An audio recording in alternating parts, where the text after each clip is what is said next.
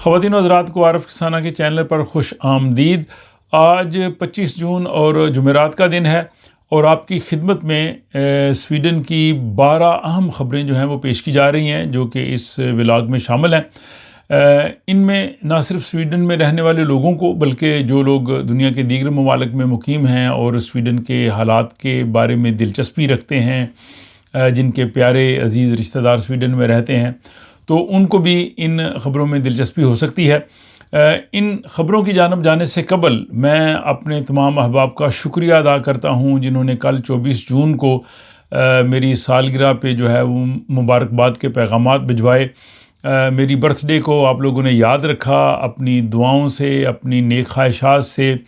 جو ہے وہ بڑے اچھے پیغامات آپ لوگوں نے بھجوائے۔ میں آپ سب کا شکریہ ادا کرتا ہوں اور اس کے ساتھ ہی آپ کا یہ بھی شکریہ ادا کرتا ہوں کہ آپ اس چینل کو سپورٹ کر رہے ہیں۔ یقین کریں کہ آپ اگر اس چینل کو اس طرح سے سپورٹ کرتے رہیں گے تو میں باقاعدگی سے آپ کی خدمت میں یہ تمام اپڈیٹس جو ہے وہ پیش کرتا رہوں گا۔ اور سپورٹ کرنے کا طریقہ یہی ہے کہ آپ ان ولاگز کو لائک کرتے ہیں، کمنٹ کرتے ہیں اور دوست احباب کو اس کے بارے میں بتاتے ہیں اور آپ نے اس کو سبسکرائب کیا ہوا ہے۔ اب چلتے ہیں جناب خبروں کی جانب، اور پہلی بڑی حیران کن خبر یہ ہے کہ سویڈن میں ایک شخص 32 سال سے اس کے پاس سویڈش نیشنلٹی تھی، لیکن حقیقت میں اس کی نیشنلٹی جو ہے وہ 94 سے ختم ہو چکی تھی اور حکام کو، یہاں کی اتھارٹیز کو بھی پتہ نہیں چلا، اور اس نے 5 مرتبہ اپنا سویڈش پاسپورٹ رینیو کروایا۔ سویڈش پاسپورٹ پر وہ سفر کرتا رہا، لیکن اب جا کے پتہ چلا کہ اس کی تو سویڈش نیشنلٹی ختم ہو چکی تھی۔ یہ جناب لند میں ایک چرچ میں ایک پادری ہیں اور 94 میں ان کی جو سویڈش نیشنلٹی اس وجہ سے جو ہے وہ ختم ہوئی تھی کیونکہ انہوں نے جرمن نیشنلٹی حاصل کی تھی، اور اس وقت جو قانون تھا کہ اگر وہ جرمن نیشنلٹی حاصل کرتے تو سویڈش نیشنلٹی ان کی جو ہے وہ خود بخود ختم ہو جاتی، لیکن ان کی یہ نیشنلٹی برقرار رہی اور 5 مرتبہ انہوں نے سویڈش پاسپورٹ کو رینیو کروایا، اور کوئی بھی اتھارٹی جو ہے وہ اس غلطی کو نہیں پکڑ سکی کہ ان کی جو ہے وہ نیشنلٹی ختم ہو چکی ہے۔ تو جناب اس طرح کے واقعات بھی ہوتے ہیں جو بڑے انٹرسٹنگ ہیں۔ دوسری اہم خبر یہ ہے کہ یہاں پہ جو ٹرانسپورٹ اتھارٹی ہے، ٹرانسپورٹ سٹیرلسن، انہوں نے لوگوں کو جو ہے وہ آگاہ کیا ہے کہ کچھ جعلی ایس ایم ایس جو ٹرانسپورٹ سٹیرلسن کی طرف سے لوگوں کو بھجوائے جا رہے ہیں، حالانکہ وہ ان کا تعلق اس اتھارٹی سے نہیں ہے، اور ان جعلی ایس ایم ایس میں لوگوں کو کہا جاتا ہے جی کہ آپ کو یہ جرمانہ ہوا ہے، یہ فائن ہوا ہے اور آپ فوری طور پہ اس کو ادا کریں، اگر آپ ادا نہیں کریں گے تو آپ کے خلاف جو ہے وہ کارروائی ہوگی۔ تو ٹرانسپورٹ سٹیرلسن نے کہا ہے کہ وہ کبھی بھی لوگوں کو ایس ایم ایس نہیں بھیجتے اور نہ ہی وہ ایس ایم ایس میں جو ہے وہ پے کرنے کا لنک بھیجتے ہیں، اور یہ بالکل فراڈیے لوگ ہیں جو اس طرح سے کر رہے ہیں۔ اگر آپ کو اس قسم کا ایس ایم ایس ملے تو آپ نے بالکل اس کو اگنور کرنا ہے، اس کو آپ نے اوپن نہیں کرنا، اور نہ ہی بینک آئی ڈی کی اپنی انفارمیشن شیئر کرنی ہے۔ اس طرح کے بعض اوقات ایس ایم ایس جو ہے وہ پولیس یا دوسرے اداروں کی طرف سے بھی آتے ہیں۔ تو یہاں پہ جو تمام ادارے ہیں انہوں نے یہ واضح کیا کہ اگر کوئی بھی اس طرح کا معاملہ ہو تو ہم لوگوں کو گھروں میں لیٹر بھیجتے ہیں، خط بھیجتے ہیں۔ خط میں وہ لکھا ہوتا ہے جی کہ آپ کو یہ فائن تھا یا آپ نے یہ جرمانہ ادا کرنا ہے تو آپ لوگ تب ادا کریں، لیکن ایس ایم ایس کے ذریعے یا کوئی بھی آپ کو لنک آتا ہے تو اس پہ آپ قطعاً نہ کریں، وہ فراڈی آپ کی رقم کو جو ہے وہ ہڑپ کر جائیں گے۔ تیسری خبر یہ ہے کہ یہاں پہ جو قانون چینج ہوا ہے گھر خریدنے کا، اس کی وجہ سے جو نوجوان ہیں، کم آمدنی والے ہیں، اب ان کے لیے گھر خریدنا کافی آسان ہوا ہے۔ اس حوالے سے سویڈن کا جو بڑا مارگیج بینک ہے ایس بی اے بی، انہوں نے رپورٹ جاری کی ہے کہ پہلے کی نسبت اب جو ہے وہ نوجوان اور کم آمدنی والے زیادہ جو ہے وہ گھر خرید رہے ہیں، کیونکہ پہلے یہ ہوتا تھا کہ آپ کو جو بھی پراپرٹی تھی اس کا 15% آپ کو نقد دینا پڑتا تھا، لیکن اب جو ہے وہ آپ کو صرف 10% دینا پڑتا ہے اور 90% جو ہے وہ آپ کو بینک ادا کرتا ہے۔ مثال کے طور پہ اگر کسی گھر کی قیمت 20 لاکھ ہے تو پہلے 3 لاکھ کرون دینا پڑتے تھے، لیکن اب 2 لاکھ کرون جو ہے وہ دینے سے کام چل جاتا ہے۔ اور اس میں بہت سے لوگ جن کی اوسط آمدنی جو ہے پہلے سے کم ہے وہ جناب گھر خرید رہے ہیں، لیکن صرف جو بڑے شہر ہیں خصوصاً اسٹاک ہوم ہے وہاں پہ مشکل ہے، کیونکہ وہاں پہ قیمتیں جو ہیں وہ کافی زیادہ ہیں۔ تو بہرحال یہ جناب ایک تبدیلی تھی گھر خریدنے کے حوالے سے۔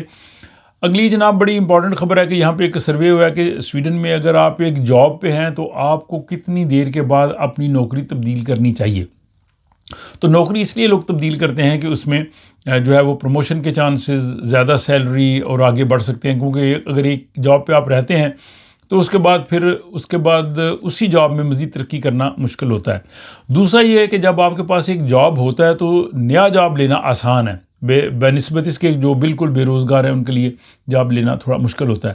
لیکن یہاں پہ یہ جو ماہرین کہتے ہیں کہ جو لوگ بار بار نوکری تبدیل کرتے ہیں، مثلا اگر کوئی شخص 12 سے 18 ماہ بعد یعنی 1 سال یا 1.5 سال کے بعد نوکری اگر تبدیل کرتا ہے تو جو امپلائر ہے، آجر ہے، وہ ان سے پوچھ سکتا ہے کہ آپ بار بار یہ نوکری کیوں تبدیل کر رہے ہیں. لیکن دوسری طرف جو 20-25 سال سے ایک ہی جاب پہ رہتے ہیں وہ بھی اتنا کوئی ایگزمپلری یا مثالی نہیں سمجھا جاتا. تو یہاں پہ ایوریج وہ کہتے ہیں کہ تقریباً آپ 7 سال کے بعد آپ کو اپنی جاب تبدیل کرنی چاہیے اپنے فیلڈ میں. لیکن یہ بھی ڈیپینڈ کرتا ہے نا کہ اگر آپ جاب مل سکتی ہو اس فیلڈ میں جو ہے چیلنجز اس طرح سے نہ ہوں، اور بعض ایسے جابز ہوتے ہیں کہ جن کے لیے جاب تبدیل کرنا مشکل ہوتا ہے. تو میں یہاں پہ اپنے ناظرین سے کہوں گا کہ وہ بھی اپنا مشورہ رائے اس حوالے سے بتائیں کہ کیا جلد از جلد 1.5 سال بعد نوکری تبدیل کرنا واقعی اچھا نہیں ہے، اور کیا 7 سال بعد نوکری تبدیل کرنی چاہیے، یا اگر نوکری مل گئی ہے تو بس اسی پہ رہیں، اور کیا اس سے ترقی ہو سکتی ہے یا نہیں. اپنی رائے جو ہے وہ ضرور دیجیے گا. نیکسٹ نیوز یہاں کی یہ ہے کہ جو یہاں ڈسکریمنیشن امبڈسمین DO انہوں نے جو امتیازی سلوک کے حوالے سے کیسز کے فیصلے کرتا ہے، انہوں نے ایک جو میونسپلٹی ہے ہننگے، ان کو حکم دیا کہ وہ ایک سابق طالب علم کو 1,20,000 سویڈش کرون ہرجانہ ادا کریں. اس طالب علم کو پڑھنے میں دشواری کا مرض لاحق تھا جس کو ڈسلیکسیا کہتے ہیں، اور اس کی جو ضروریات کے مطابق کمیون نے اسکول میں وہ مدد فراہم نہیں کی، اور اس کی وجہ سے اس کا جو تعلیمی کیریئر ہے وہ متاثر ہوا ہے، اور اس کے ساتھ امتیازی سلوک ہوا ہے، اور امتیازی سلوک کے حوالے سے اب 1,20,000 کرون جرمانہ ادا کیا جائے. تو یہاں میں اپنے ناظرین کو کہوں گا کہ سویڈن میں یہ قوانین ہیں، اس بارے میں نے کئی دفعہ بات کی ہے، اس پہ میرا ولاگ بھی موجود ہے، وہ آپ سرچ کر کے دیکھ سکتے ہیں کہ اگر آپ کے ساتھ کسی طرح سے بھی امتیازی سلوک ہوا ہے تو آپ قانون کے مطابق جو ہے وہ کمپنسیشن لینے کے حقدار ہیں، اور آپ کو DO کا دروازہ ضرور کھٹکھٹانا چاہیے. آج کی چھٹی خبر یہ ہے کہ سویڈن میں کچھ لوگ جو ہے وہ IPTV جو ہے وہ استعمال کرتے ہیں، لیکن 2019 سے اس کو جو ہے وہ غیر قانونی قرار دیا گیا ہے، اور اب عدالت نے کچھ لوگوں کو جو ہے وہ جرمانہ جو ہے اور بعض کو تو جو ہے وہ جیل کی سزا بھی سنائی ہے. تحقیقات کے مطابق 2019 سے 2022 کے درمیان 40 ملین کرون جو ہیں وہ ان لوگوں نے اس طرح سے IPTV کے ذریعے جو ہے وہ ایک طرح سے نقصان پہنچایا ہے، اور حکام جو ہے وہ 27,000 کیسز کا جائزہ لے رہے ہیں. اس میں سے 20,000 سے زیادہ صارفین کا ریکارڈ ان کے پاس ہے. پولیس نے 4,886 افراد کی فہرست تیار کی ہے جو غیر قانونی طور پر IPTV سبسکرپشن یا ڈیوائس رکھتے تھے. تو یہ ایک بڑی الارمنگ خبر ہے، اس پہ بہت پہلے بھی میں نے ولاگ میں بات کی تھی. یہاں پہ جو کیس چل رہا ہے اس میں مرکزی ملزم کو 2.5 سال اور دوسرے کو 2 سال قید کی سزا سنائی گئی ہے. تو IPTV چونکہ سویڈن میں غیر قانونی ہے، اور جو چیز قانون کے مطابق نہ ہو اسے نہیں کرنا چاہیے تاکہ اس قسم کی جو ہے وہ پریشانی نہ ہو. تو یہ جناب IPTV کے حوالے سے جو ہے وہ نیوز ہے. نیکسٹ نیوز یہ ہے کہ آپ جانتے ہیں کہ موسم کافی بدل گیا ہے، اور سویڈن بلکہ پورے یورپ میں گرمی کی لہر جاری ہے. فرانس میں بعض ملکوں میں 40 ڈگری تک ٹیمپریچر پہنچ گیا ہے. اسٹاک میں بھی جو ہے وہ موسم کافی گرم ہے، لیکن ابھی بھی 30 سے نیچے ہی ہے. بعض علاقوں میں جو ہے وہ وارننگ وغیرہ بھی جو ہے وہ جاری کی گئی ہے، یہاں سویڈن میں بھی جو 30 ڈگری تک ہو سکتا ہے. اور گزشتہ 4 سالوں میں یورپ میں گرمی سے تقریباً 2 لاکھ لوگ جو ہیں وہ جاں بحق ہوئے ہیں. تو بعض ملکوں میں خاصی گرمی پڑ رہی ہے. اچھا، اس گرمی کی وجہ سے سویڈن میں پنکھوں کی جو فروخت ہے، پنکھے اور AC، ان کی فروخت میں ریکارڈ اضافہ ہوا ہے. اور ایک رپورٹ کے مطابق تقریباً پنکھوں اور AC کی فروخت میں 500 گنا جو ہے وہ اضافہ ہوا ہے. اور جب یہ گرمی پڑتی ہے ظاہر ان کی قیمتیں بھی بڑھ جاتی ہیں، اور ان کی جو ہے وہ مانگ اس میں بھی کافی اضافہ ہوتا ہے. اگلی خبر جو ہے وہ سویڈن کے جمہوری نظام کے حوالے سے ہے، اور یہ ہے کہ جو امیگرنٹس ہیں، تارکین وطن ہیں، وہ جناب یہاں پہ ووٹ کم ڈالتے ہیں، اور سویڈن میں ایسے بھی باشندے ہیں جو 3 سال سے یہاں پہ رہ رہے ہیں اور ان کو یہاں جو کمیون اور ریجن میں ووٹ دینے کا حق حاصل ہے، لیکن وہ لوگ ووٹ نہیں ڈالتے، اور 2022 کے انتخابات میں صرف 30% لوگوں نے ووٹ ڈالے، جو کل ووٹ ڈالے گئے اس میں ان لوگوں کا شیئر 7.6% ہے، تو یہ بہت ہی کم ہے۔ اس لیے میں بار بار آپ لوگوں سے یہی گزارش کرتا ہوں کہ جو انتخابات ہوتے ہیں یہ آپ کا مستقبل ان سے طے ہوتا ہے، جمہوری نظام مضبوط ہوتا ہے، آپ کے ووٹ کی اور یہاں کا جو پرائم منسٹر ہے، یہاں کا کوئی بھی شخص ہے، اس کے ووٹ کی ویلیو برابر ہے، تو اس لیے اپنا ووٹ ضرور دیں۔ میں اس حوالے سے آئندہ آنے والے دنوں میں ولاگز بناؤں گا، سیاسی جماعتوں کے حوالے سے آپ کو مزید بتاؤں گا۔ یہاں جو سویڈش ٹیلی ویژن ہے اس نے مختلف پارٹی لیڈرز، جس میں سویڈش وزیر اعظم اور جو حزب اختلاف کی قائد ہیں سابق وزیر، ان کے انٹرویوز لیے ہیں، تو ان کے انٹرویوز کا خلاصہ بھی میں آپ کو پیش کروں گا کہ وہ ان کی پارٹی پالیسیز کیا ہے، وہ کیا چاہتی ہیں، تاکہ آپ لوگوں کو پارٹی سلیکشن میں ووٹ دینے میں آسانی ہو۔ تو بہرحال ووٹ ضرور ڈالیے گا، لیکن دوسری طرف یہ بھی ہے کہ کچھ لوگ 10 سال سے سویڈن میں رہ رہے ہیں لیکن ان کو نیشنلٹی نہیں ملی اور وہ پارلیمنٹ کا ووٹ ڈالنے سے محروم ہیں، تو وہ بھی کہہ رہے ہیں جی کہ ہمیں اتنی مدت سے ہم یہاں پہ رہ رہے ہیں تو ہمیں ووٹ ڈالنے کا حق حاصل ہونا چاہیے۔ اور اعداد و شمار کے مطابق یہ تقریباً 2 لاکھ کے قریب لوگ ہیں جو 10 سال سے سویڈن میں رہ رہے ہیں اور ان کے پاس ابھی سویڈش سٹیزن شپ نہیں ہے، اور اس وجہ سے وہ پارلیمنٹ کا ووٹ نہیں ڈال سکتے، دوسرے 2 ووٹ دے سکتے ہیں۔ تو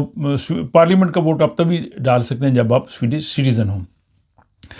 اگلی خبر جناب یہ ہے کہ بچوں کو جرائم سے بچانے کے لیے جو کمیونز ہیں ان کو لاکھوں کرون دیے گئے، لیکن وہ فنڈز استعمال نہیں کر سکے، اور اس کی وجہ سے جو 74 جو بلدیات ہیں، کمیونز ہیں، انہوں نے 11 ملین کرون واپس کیے ہیں۔ انہوں نے کہا جی کہ ہمارے پاس عملہ نہیں تھا، ہم کو منصوبہ بندی نہیں کر سکے تاکہ ہم اس سلسلے کو ہم چلا سکیں۔ دوسری طرف جن بلدیات نے یہ کام کیا ہے